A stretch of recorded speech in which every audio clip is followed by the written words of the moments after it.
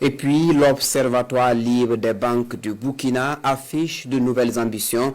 Il entend se hisser au rang d'institut autonome en termes d'appui conseil des banques avec un siège social à Ouagadougou. Ces ambitions sont déclinées en conférence de presse. La conférence de presse est suivie pour nous par Fanta Ouattara.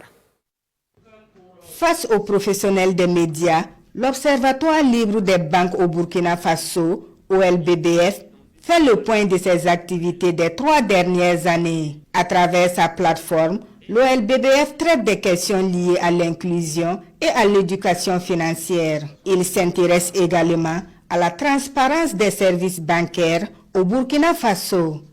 L'Observatoire libre des banques au Burkina Faso est né d'un constat et d'une urgence, celui de promouvoir une information claire, indépendante et accessible sur divers aspects liés à la relation banque-client.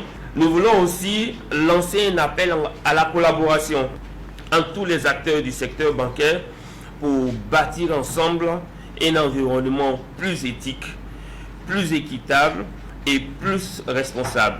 L'Observatoire libre des banques au Burkina Faso se veut un acteur majeur de la transformation du paysage bancaire. Il s'inscrit dans une dynamique citoyenne et œuvre à renforcer les relations entre institutions bancaires et clients.